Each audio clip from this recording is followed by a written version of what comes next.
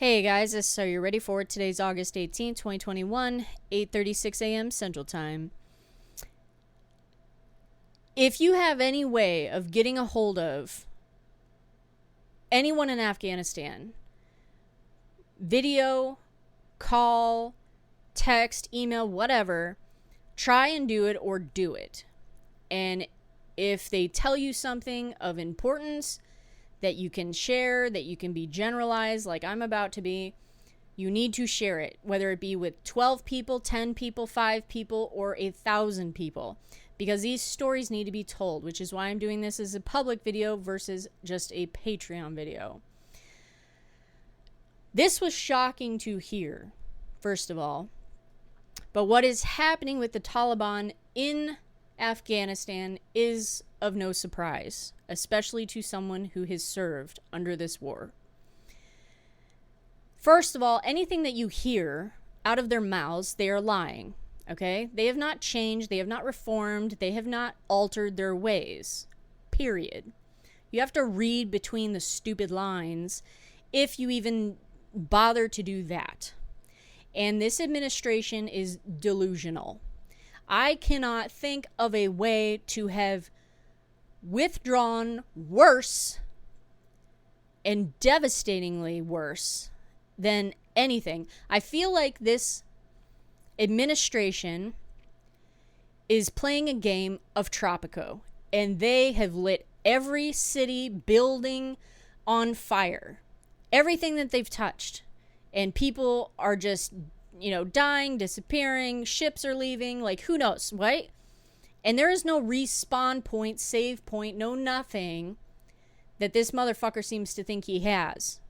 Whether it be geopolitically or domestically. I mean, he's just playing a horrible game of Tropico. And hopefully some of what he has done in damage around the world and here can be reversed somehow or fixed at a minimum. Beside the point. I had a conversation that was unexpected this morning with a stranded female Afghanistan U.S. citizen. Okay, she's an Afghan, but she has U.S. citizenship. So she's dual.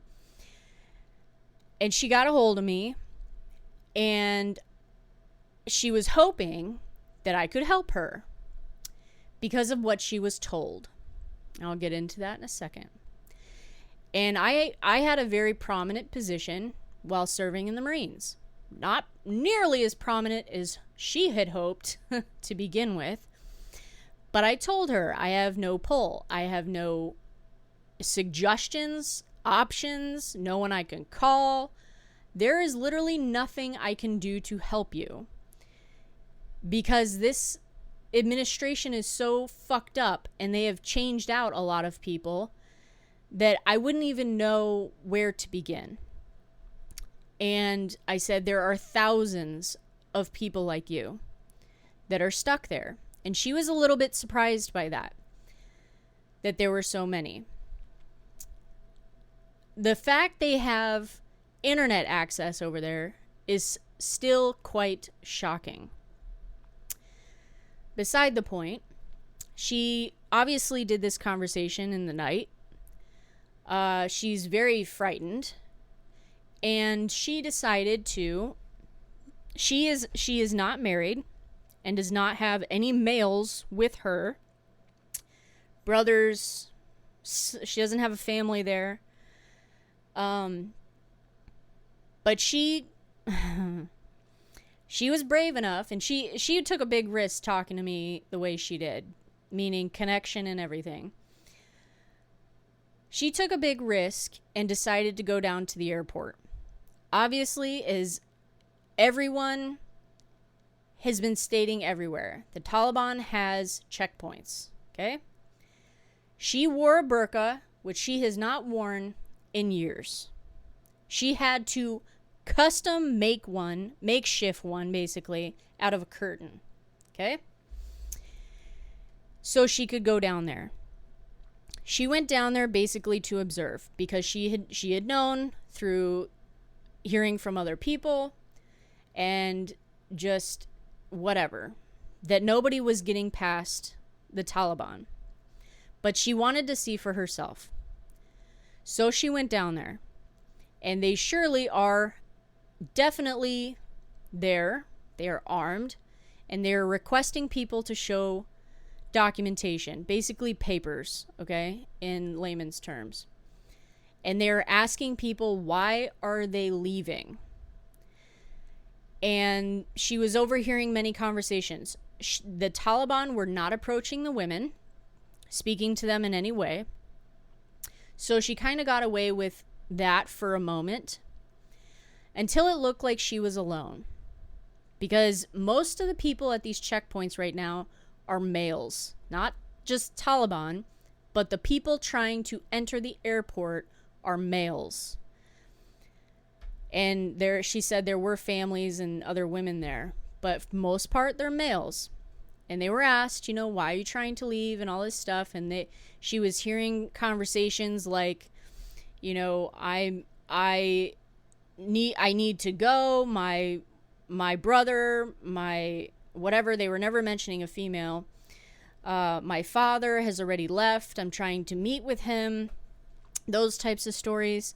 None of them obviously admitted to working with the United States, and many of them probably didn't. Okay? So, unfortunately, the group of men she was standing next to kind of walked a little bit too far away from her. Okay? And she didn't follow them because she didn't see it right away. A Taliban fighter walks up to her and says, "Why are you here?" And she didn't say anything. She's old enough, this female is old enough to remember living under the Taliban. This is not her first rodeo, luckily, for that purpose. She didn't say anything. He said, "Where is your husband? Who are you here with?" And she pointed to the group of men that had kind of walked a few feet only away from her. That fighter walked over to those men. One of them luckily turned around. Luckily, one of them, only one, she said, out of 6, turned around and said, "Yes, that is my wife." If he had not said that, she would have absolutely been escorted out of that area and killed. Beaten to death. Something awful. Raped, beaten to death. Somehow she would have died. There's a lot of different ways they can kill you that they choose to kill you. Behead you. Stone you if they want to go old school. Whatever. Okay? Luckily, he said, "She is my wife." So he went back to her and he said, "Do you have papers?" And she did not say anything. So then she walks over to this man who claimed her as being her husband and thanked him for one, but basically quickly had a very, very quiet conversation of, where are you going? What are you doing? How do we do this? How do I get out of here? Because we're obviously not going to leave. And he said, "We're headed back to da-da-da. You can follow us," and all this stuff. So now she is stranded, not only in Afghanistan, she is stranded in a home with 6 other Afghans whom she has no idea who they are, males. She feels, quote, comfortable with them right now, but she has no idea who they are. And the people she was with, the females, she can't get a hold of. So now she's concerned something happened to them, which is obviously anxiety-ridden. But beside the point, she was able to get in contact with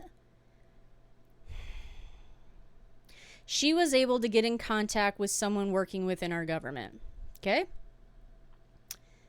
And they told her, and I shit you not, "You have dual citizenship. You are not a priority.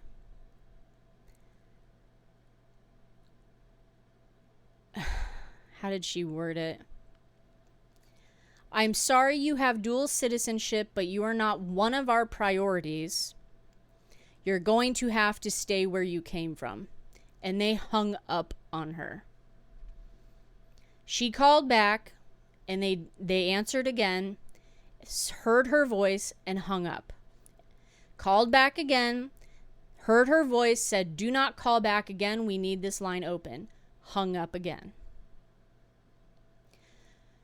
So with that being said, first of all, we're not going to get all of our citizens out of Afghanistan. Period. I said that in my last video. I wrote stuff. We are not going to get even most. I wouldn't even use the word we're going to get some, okay? Because none of my interpreters, none of them, and I had dozens due to what I did when I served. Lost track of many of them. None of them have made it out, and I know for a fact 5 have been killed. So to say some is being generous. That we're going to get people out that helped us.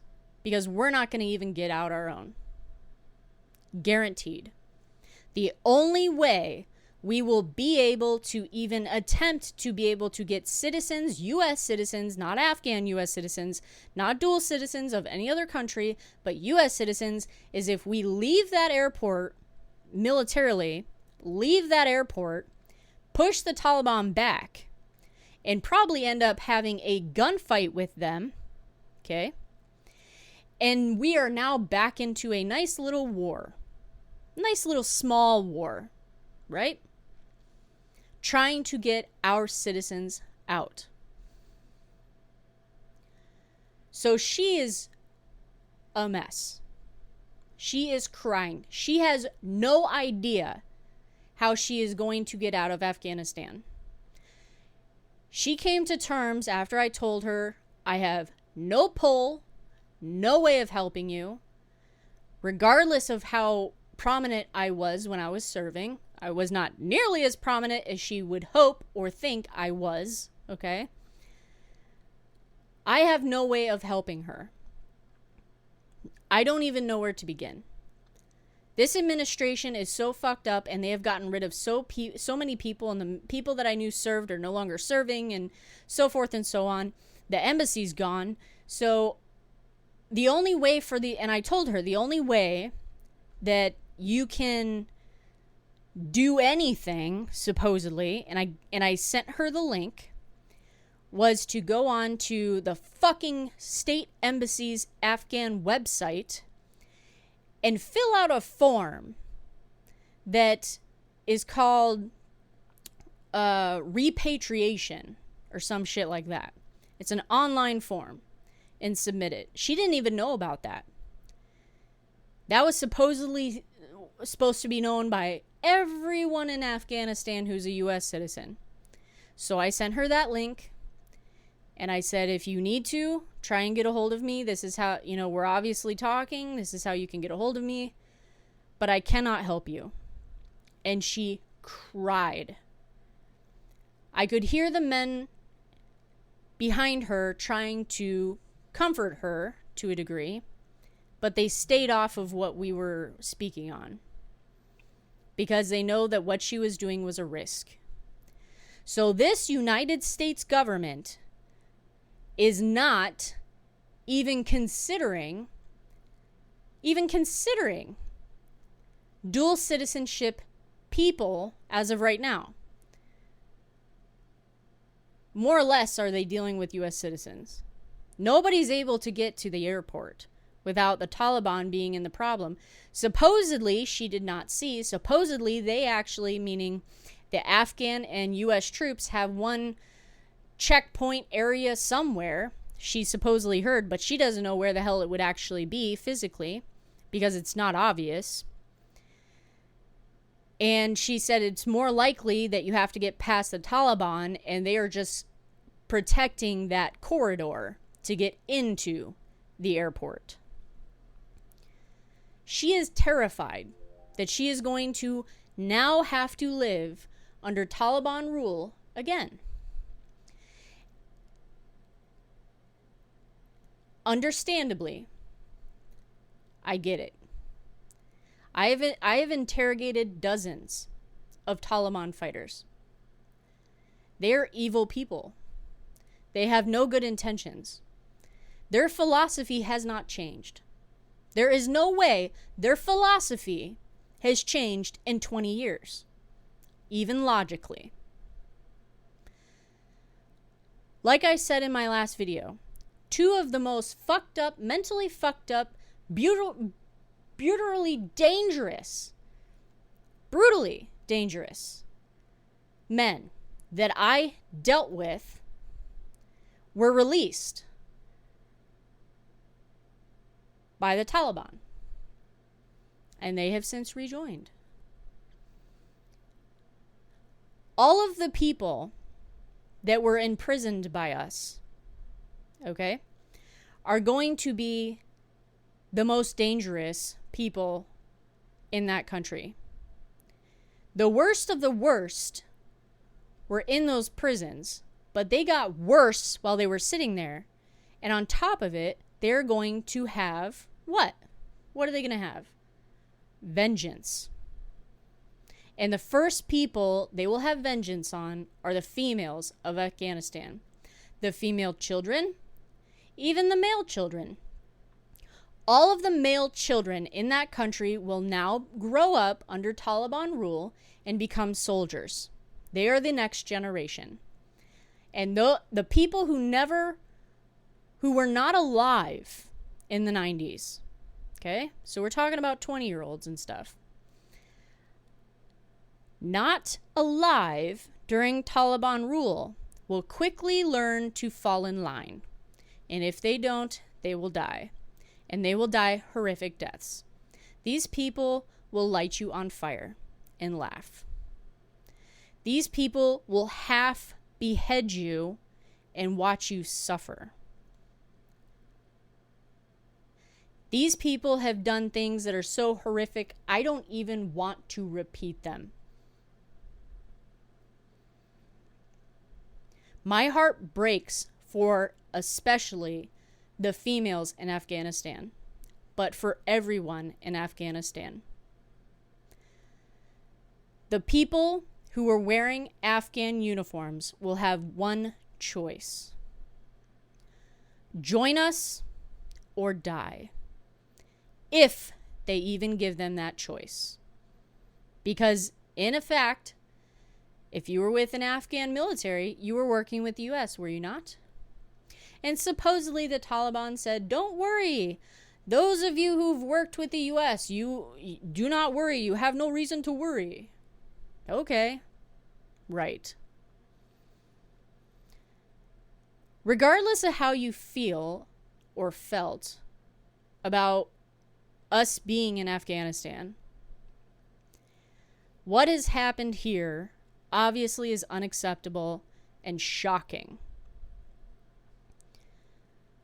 I won't go into my views about what should have happened in Afghanistan.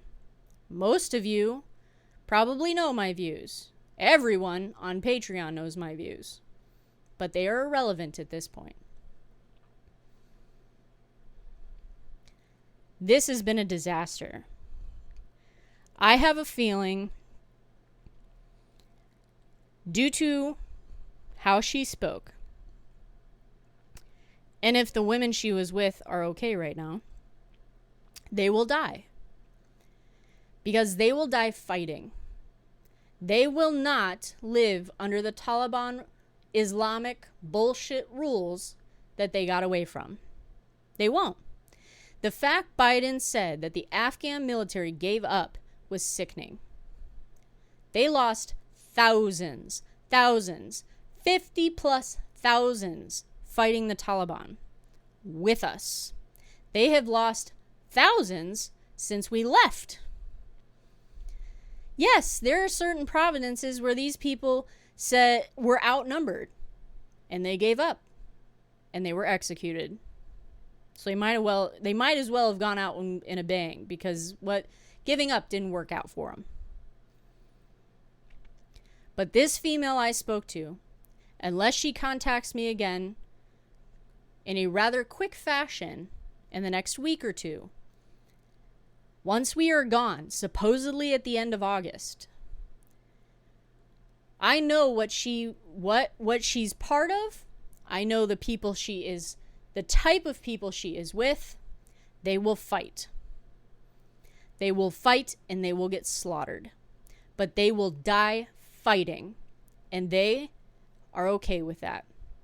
They would rather die fighting than live under Taliban rule. This is a horrible situation. This is a horrible situation. And the fact that we have a southern border that is wide open right now. Wide open. The national security threat that it has been this entire time under this administration is now a guarantee. Period.